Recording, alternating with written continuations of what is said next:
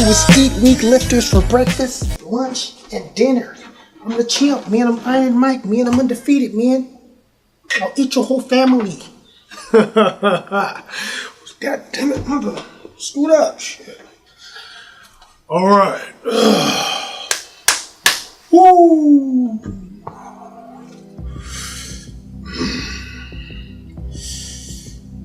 King Kong ain't got shit on me, mother.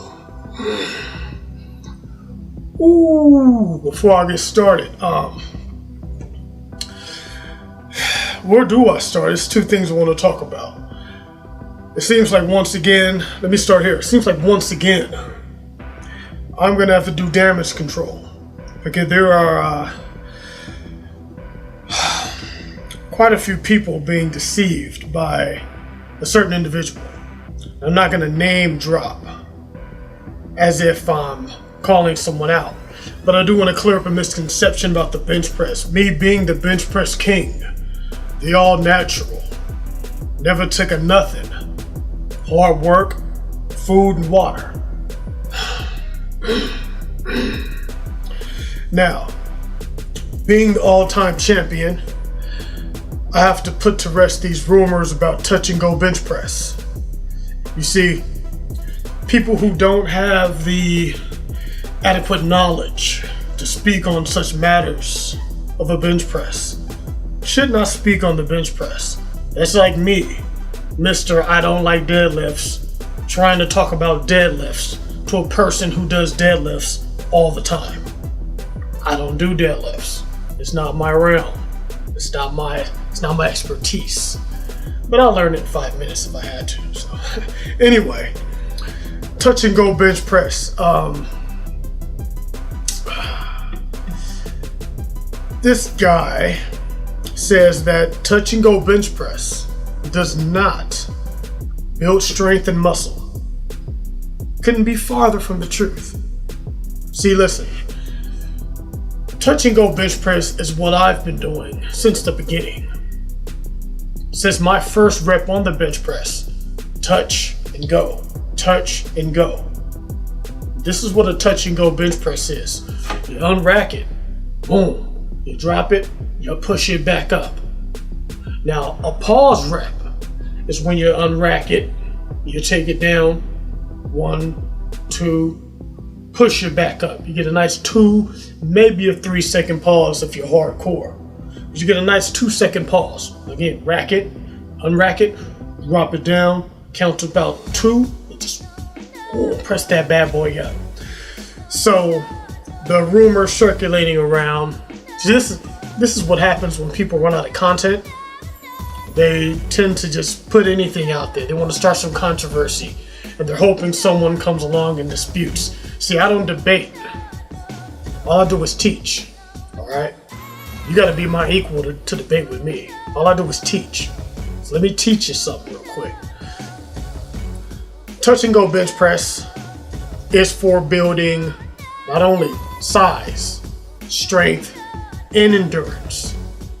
That's what it does. Size, strength, endurance. Pause reps. When you're pausing it at the bottom, you're harnessing that energy. It's going to take a lot more energy to press that back up. It's going to be harder to do the movement when you drop it down and press it back up. What that is going to do at that sticking point, that's going to help you generate power and strength to push that off. Now, touch and go bench press is the same thing. You're repping it. That's building the same power, the endurance to get more reps, and your size, of course. With size comes strength. That's all relative. When you do the pause rep, all you're doing down here, because you're not going to get as many reps out. But when you do pause, you're gonna blow your wad right here at the bottom. Wow. Say if you 225, you get it for 10 reps. When you drop that bad boy down, you're gonna be able to boom, 10 reps on the touch and go. Now, if you want to pause rep 10 of the 225, you're gonna drop it down. Count to 10, boom. All of a sudden, you're using a lot more energy to push that thing up. You're going to be generating power. That's a power move. Pause repping generates power. It builds the power in that press, but it doesn't build the endurance because you're not getting as much work at the top of the motion because you're only going to get 5. If you're getting a 10 for you're getting a 10 on a touch and go, you're getting it like 4 or 5 on a pause rep. You get what I'm saying? Because you're going to be blowing that wad right here, just like this. Boom, holding it, and you're pressing it right back up. So it's like this. Let me give an analogy, the way I like to do it. I'll say this: both are necessary.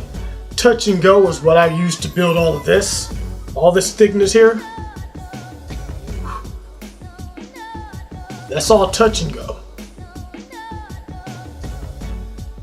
Pause reps is not new to me, but I do a lot more touch and go work than I do pause rep work. But now I've been putting in a whole lot of pause reps because it does help generate that power at the bottom. I will not sit here and bullcrap you on some gimmick stuff and say pause reps do nothing. Pause reps are very essential. Touch and go is very essential. Everything in the gym, getting up and going to the gym and doing work and working out in any capacity is very essential. You start at level 1, you build yourself up. You're not going to go in day 1 doing pause reps because you're a rookie.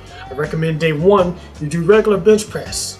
Just go in, put on some lightweight, and you get acclimated to it. When you get to, the next level, you might want to throw in some pause reps, throw in some pyramids. But now let me say this, because I can go on all day about this. The knowledge is there. I'll say this.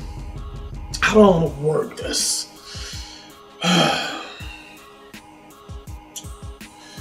Do both. Here's my analogy. It's as if you're hammering nails, right? You got a hammer, you're hammering nails. Now for some reason you go across the room, you take your hammer with you, and then you come back and you forget your hammer. Now you go and grab the monkey wrench because you're like, oh, I don't want to go back over there and get the hammer. Well, use the monkey wrench. It's pretty wide, it's heavy enough. I can pow, pow, pow, pow. You're still gonna get that nail in there. It's a different method. Now just because it's harder, because people are saying the pause reps are harder to do, so they're gonna build more muscle, they're gonna build more strength and this and this and that than doing touch and go. Just because it's harder to use that monkey wrench doesn't mean that is gonna make you a better bench presser. All that means is you're hitting it with a monkey wrench.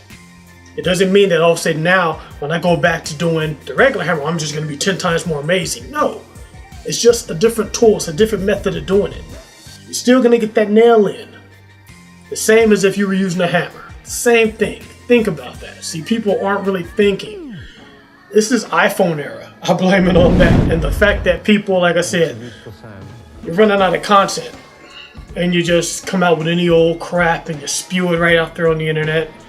And yeah, it's, I don't know. It boggles my mind. But yeah, people,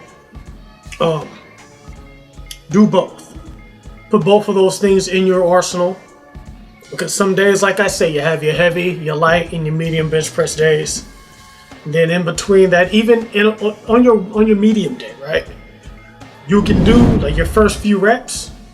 Start those off. If you're gonna do pause reps, do those first before you do your touch and go. So put on your heavier weight, do your pause reps. Boom. You don't want to go too heavy. I would say pause rep, you will go on something a little bit more medium-ish, on the medium side of the game, than your super, super heavy.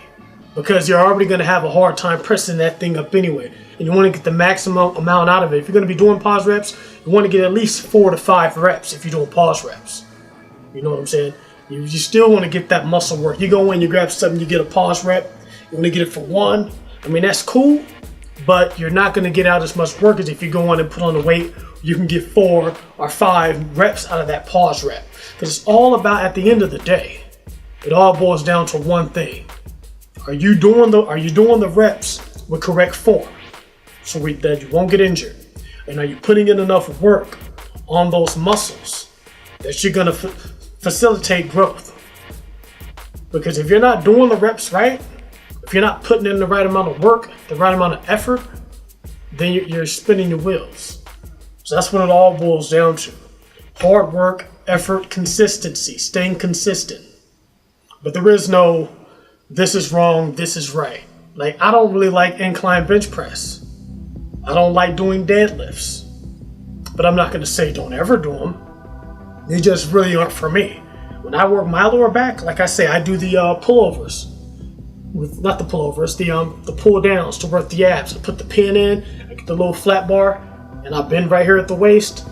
When you go back, that's also going to work your back. It's working the abs when you pull forward. But when you're going back, you're controlling that weight. That's going to work that back too. That's all I really need. It's not enough work. It's not as much work as doing deadlifts. I'm not going to compare it to deadlifts. I'm not that naive.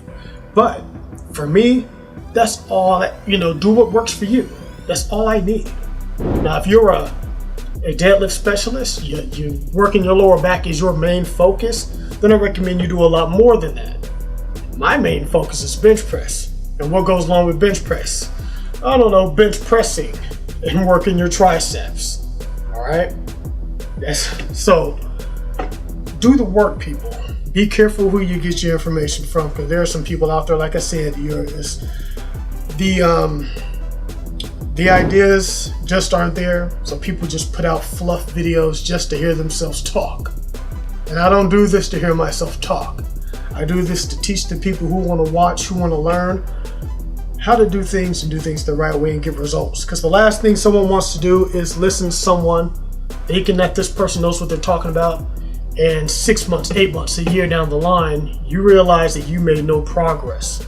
Because all this time you're doing the wrong thing. So, do the right thing. Work out. Put everything in your arsenal.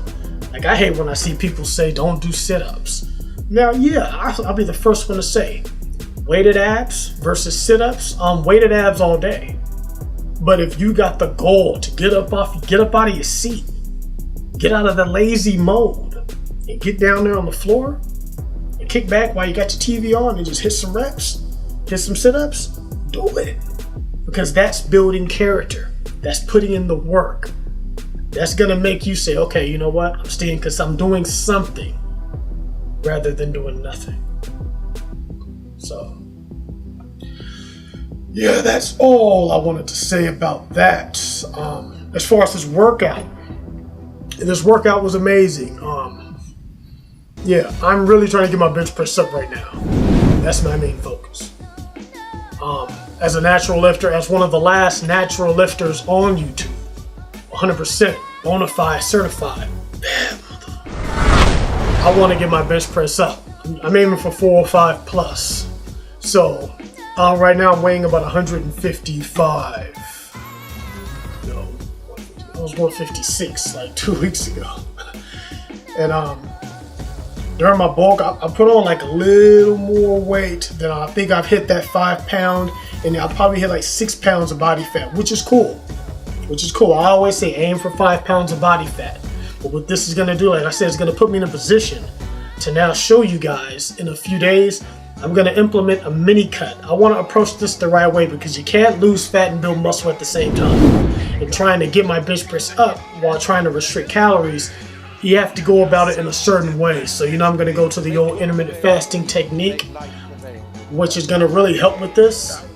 Because if you get the calories in at the right time of day, it's all about the timing. So I'm not gonna go into it in depth right now because it's really scientific in the way I approach this. But I'm going to implement intermittent fasting into it just to knock down, like I said, I'm not gonna knock off all 5 of those pounds. No. I'm just gonna get to the point where I can see a little more definition, which is only gonna take me like a week. Because you can lose up to 2 pounds in a week. So if I just go on for 1 week and just kind of calculate those calories accordingly and stay at maintenance, my bench press, like I said, my bench press is not gonna go up 40 pounds in a week anyway. So it's not like I'm gonna lose a lot of ground. I'm just gonna knock a little bit of that fat off and keep my reps right around the same range.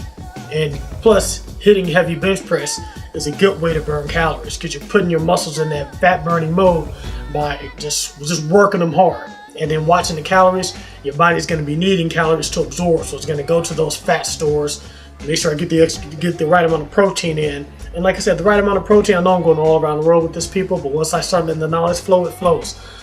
The right amount of protein, It all depends on your size as a person. Me being 5'8", 150 something pounds, I don't need 300 grams of protein per day. You just don't. Even in cutting, you don't need 300 grams of protein. The only people who need that amount of protein are people who are using alternative fuel sources. So, yeah, that is that simple. You don't need tons and tons and tons of protein. Your body can only process a certain amount of those proteins per day anyway. So all that excess, you're eating extra chicken breasts. In your mind, you're like, yeah, I'm getting it in. But in your body's like, all right, well, I can only use this, this, and this. What are we gonna do with the rest of this? Store it on your neck. So, be smart, people. Be smart. That's why I put these videos out there. That's why I give these tips to you guys to keep you on the right track. Because there's a lack of good information coming from people who are solid in natural lifting. All right? And I don't hate people who take, alternative fuel sources. I hate people who lie about it. I don't like the people, I'm not gonna say hate, I dislike when people lie about it. Now, if you're upfront, because we can look at you and tell, if you're lying or not. It's just obvious, people know, man. If you're upfront about it and you're like, yeah, man, this is what I do, hey, all respect, you know what I'm saying? All respect, because you are keeping it real with the people. But the people who are taking the stuff, but hey, I'm natural, I'm 100% natural. Yeah, I'm natural. No, man, just be real with the people, man. You know what I'm saying? Be real with the people will do right by you. They will support you, all right? So stop lying. I guess I'm in the video with my classic outro, because I am approaching 16 minutes of talking.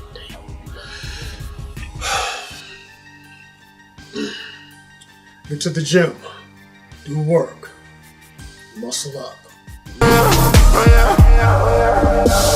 Sign Gerald, I'm sincere. This year I'm in here, I'll spell it out to make things clear. And meanwhile your end's near, I've got a lane and I'm in gear. You people wonder who's next up, that conversation really ends here.